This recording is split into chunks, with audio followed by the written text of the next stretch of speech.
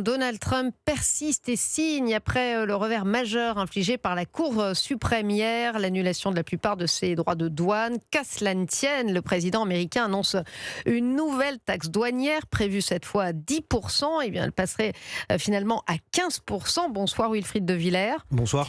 Une taxe mondiale donc selon Donald Trump, mais qui ne s'appliquera pas à tous les secteurs. Expliquez-nous.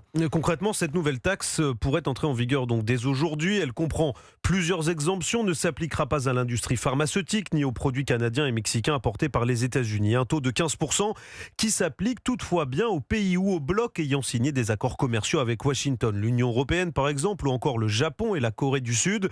Alors concrètement, comment interpréter cette offensive commerciale de Donald Trump ? Eh bien, comme une réponse à l'annulation des droits de douane réciproques par la Cour suprême qui représentait 67% des recettes douanières des États-Unis sur un an, plus de 130 milliards de dollars en 2025. C'était l'une des pierres angulaires de la politique commerciale du président américain, politique qui se retourne contre lui alors que l'État fédéral pourrait avoir à rembourser la moitié de ses recettes douanières. Donald Trump cherche donc des alternatives avec sa nouvelle taxe, mais ce dernier n'a plus les mains libres. Il ne peut appliquer cette taxe que pour 150 jours. Passé ce délai, le camp présidentiel devra convaincre le Congrès du bien fondé de cette mesure et de ses retombées économiques, bien loin de la puissance exécutive dont rêve Donald Trump. C'est une affaire à suivre donc. Merci Wilfried de Villers.